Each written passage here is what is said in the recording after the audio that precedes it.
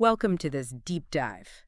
Today, we're setting our sights on a really captivating destination, nestled in southeastern South Dakota, Palisades State Park. Yeah, and forget sprawling landscapes for just a second. Our mission today is more about uncovering the concentrated natural beauty, the surprising adventures, and the genuinely fascinating story packed into this pretty remarkable park. Okay. We pulled together insights from articles, park info, even notes from fellow explorers to give you a real understanding of what makes this place tick. Sounds great.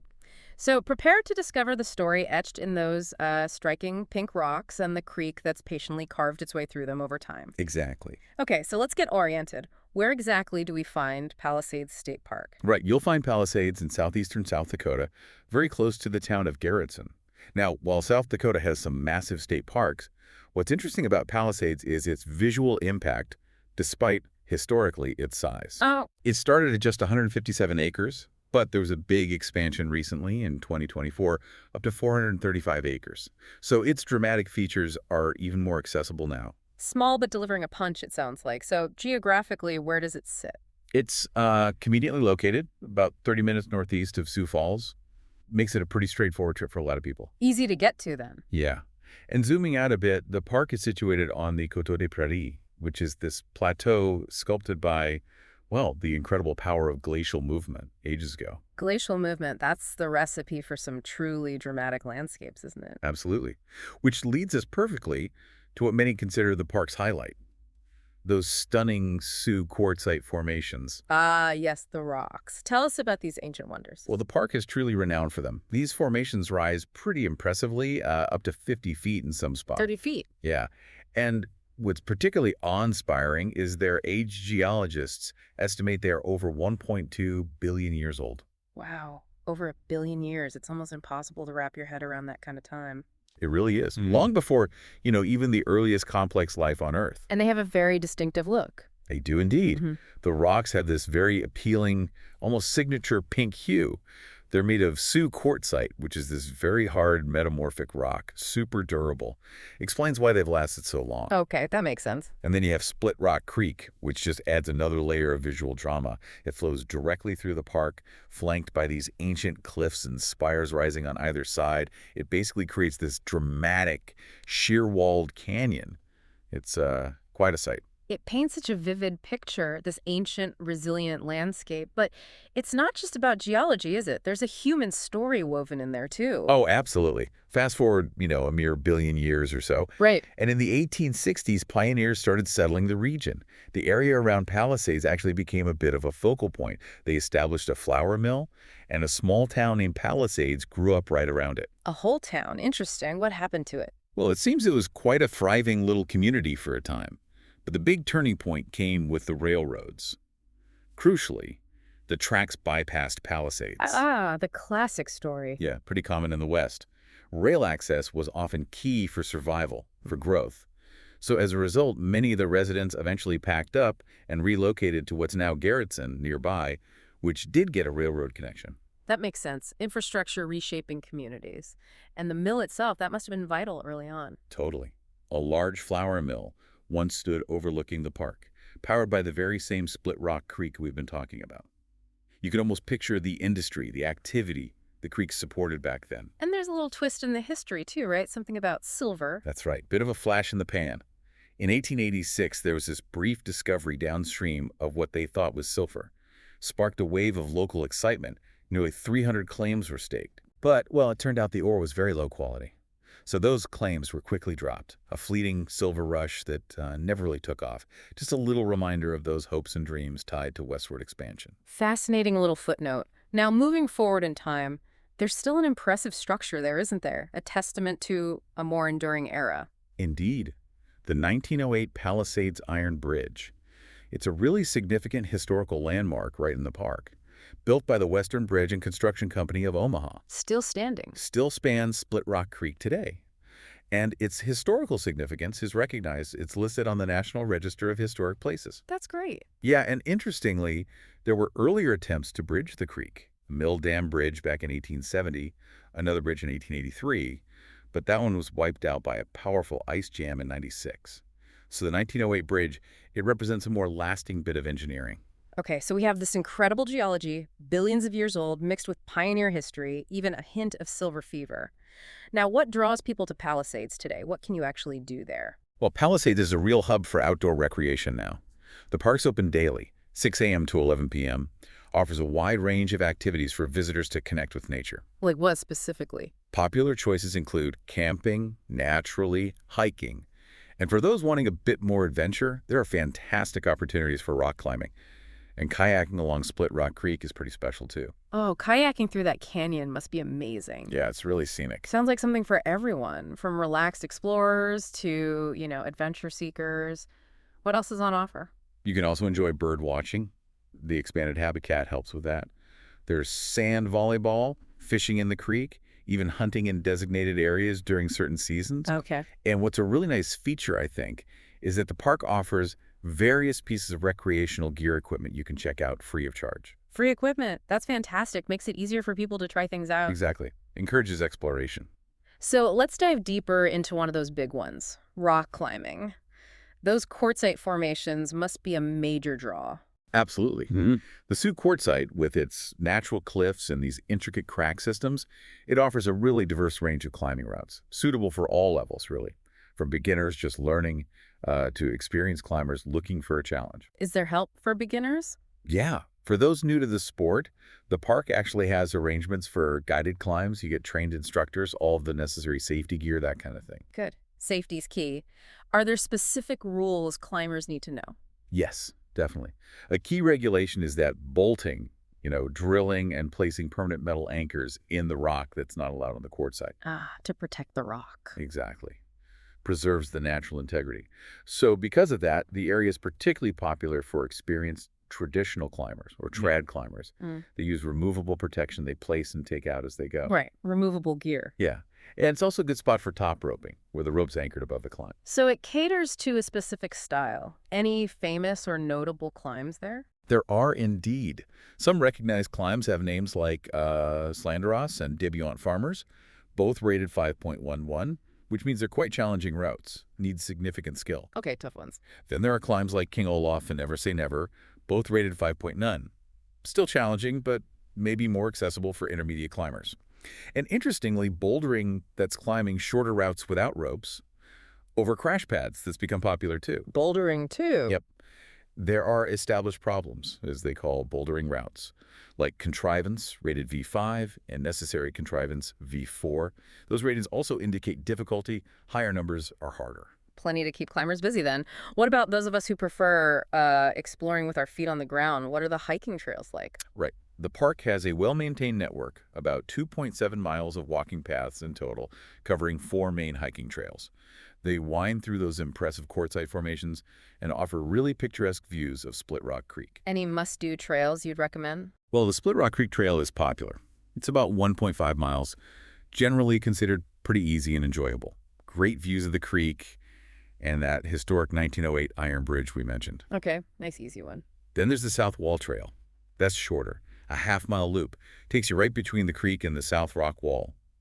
Excellent views of formations like Balancing Rock and Chimney Rock. Oh, cool names. Yeah, and many visitors really recommend the trail, often called the King and Queen Trail, or sometimes the Balancing Rock Trail.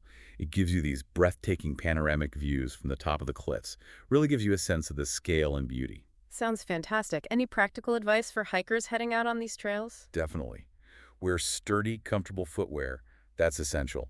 Some sections can get a bit muddy, especially after rain, and there might be some mild scrambling over rocks here and there. Good traction just makes the hike safer and more fun. Good tip. Okay, so after a day exploring ancient rocks and scenic trails, where can visitors rest up? What are the camping and lodging options like? Camping's definitely grown in popularity at Palisades. They offer a range of options from traditional tent sites to more comfortable cabin lodging. And with the expansion. Right. Following that 2024 expansion, the park now has a pretty substantial number of sites, 111 campsites and 10 cozy cabins. They're all in the King Campground area. There's also the Queen Campground for more camping. Wow, 111 campsites. That's a lot more capacity. It is. Makes it easier for more people to stay overnight. The campsites themselves have electrical hookups, and they're nicely spaced out, averaging around 70 feet long, so you get a bit of privacy. Any modern amenities? Yes, a big one now is Wi-Fi availability in King Campground. People appreciate that. I bet. And the cabins? The cabins offer more shelter, obviously. Usually 3 or 4 beds, tables, benches inside, plus a picnic table outside, a nice porch area, and a fire grate for cooking and campfires. Sounds cozy. What about basics like restrooms and showers? Yep, there's a centrally located comfort station. It's got showers and restrooms for campers. Good. Important to know. And it's really important to remember that reservations are highly recommended. Especially if you're thinking about summer weekends, they book up fast. You could typically book up to 90 days ahead. And pay when you book. Correct. Camping fees are due when you make the reservation. Is it accessible for everyone? They've made efforts, yes. A number of campsites and cabins are specifically designated as ADA accessible. Plus, for larger groups or those wanting even more modern comforts, there's a group lodge available to rent too. Great. So really catering to a wide range of visitors. Now, let's circle back to the geology for a sec. You mentioned a particularly significant mineral found there. Yes, this is really remarkable geologically and culturally. Palisades is one of the few places in the entire country where you can find Catlinite, Catlinite, also known as... pipestone. Pipestone. That name carries a lot of cultural weight, doesn't it? It absolutely does. This relatively soft reddish mineral, found within the hard quartzite, holds deep spiritual and cultural importance for many Native American tribes. How so? Traditionally, it's used for carving ceremonial peace pipes, or calumets. These play a vital role in sacred ceremonies, intertribal relations, that kind of thing. And the fact that there are several pipestone quarry sites right within the park boundaries, it just underscores this area's long, significant connection to Native American heritage. That adds such a profound layer. It's not just visually stunning, it's a place with deep, continuing cultural meaning embedded right in the stones. Exactly. And shifting focus again beyond the rocks. What about the living parts of the park? Wildlife, the environment? Well, the park provides valuable habitat for various wildlife, makes it a rewarding spot for bird watching. The recent land expansion was definitely beneficial for that, adding acres of diverse habitat, including important woody vegetation for shelter and food. That's good. And furthermore, the park has thoughtfully established pollinator plots. These help support bees, butterflies, contribute to the overall health of the ecosystem. That's a wonderful initiative. Shows a real commitment to stewardship. And for visitors looking for more structured ways to engage, are there park programs or special events? Yes, Palisades offers a range of engaging programs throughout the summer, especially on weekends. They're designed to be fun and educational, often great for families. Like what kind of things? Well, past July, events had cool names like Nature's Fireworks or informative sessions on monarchs and pollinators. They even had hands-on stuff like make your own ice cream. Fun. Yeah, and they also hosted things like Father's Day fishing events, Perseid meteor shower viewing parties, unique ways to experience the park's wonders. Sounds like a really well-rounded experience beyond just the scenery. Okay, so for anyone planning a visit, let's cover some essential practical stuff. What do they need to know before they go? Right, practicals. The park is open year-round, which is great. But a heads up, during the colder months, roughly October 1st to April 30th, some water systems, like showers and flush toilets, might be closed because of freezing temps. Okay, good to know. Vault toilets stay open. Usually, yes. Vault toilets generally remain open year-round. Now, there's a daily vehicle entrance fee. Currently $10 for South Dakota residents, $15 for non-residents. Or you can get an annual park license if you plan to visit often. And camping fees. As we mentioned, those vary depending on the site type, non-electrical, electrical, or cabin. Got it. Any other key practicalities? The new official park entrance address is 48422 256th Street. Make sure you use that for GPS. Sure. Inside the park, the speed limit is strictly 15 miles per hour for safety. Makes sense. They also have single-stream recycling available. And a big safety rule. Absolutely no jumping or diving from cliffs, rocks, or bridges into Split Rock Creek. It's just too dangerous. Right, very important. What about pets and firewood? Pets are welcome, but must be on a leash at all times. And they aren't allowed in certain spots like swim beaches or inside park buildings.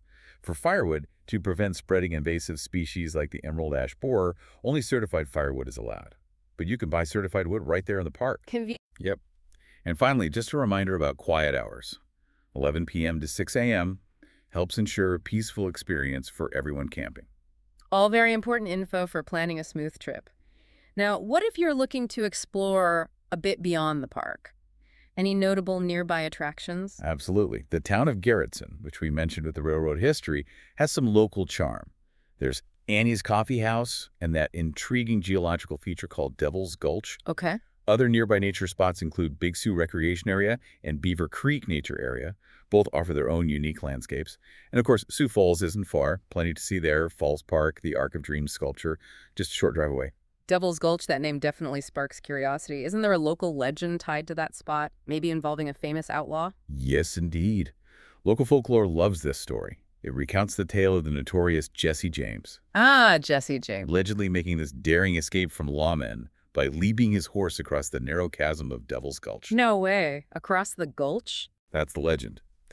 And it further suggests he then sought refuge near Palisades State Park, possibly hiding out in a cave along Split Rock Creek. It's a classic Wild West story, adds a bit of romantic intrigue to the area. A legendary leap indeed. Well, as we start to wrap up our deep dive into Palisades State Park. It really does emerge as, well, kind of a hidden gem in South Dakota, offering this remarkable mix of incredibly ancient geology, lots of opportunities for outdoor adventure, and this captivating history stretching from pioneers to whispers of legendary outlaws. Exactly. From the challenge of scaling those billion-year-old cliffs to just peacefully paddling along Split Rock Creek, maybe even imagining that Jesse James leap. It sounds like there's a compelling story etched into every part of this landscape. Yeah, whether you're an experienced climber looking for routes, an avid hiker drawn to the views, a history buff digging into the past, or, simply someone looking for a peaceful escape in nature, Palisades State Park really seems to offer something special, something memorable. We really hope this deep dive has sparked your curiosity, maybe even inspired you to plan your own adventure to this fascinating corner of South Dakota.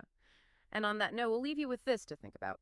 What stands out to you as the most intriguing discovery about Palisades State Park? Something to mull over as you continue your own explorations wherever they might lead.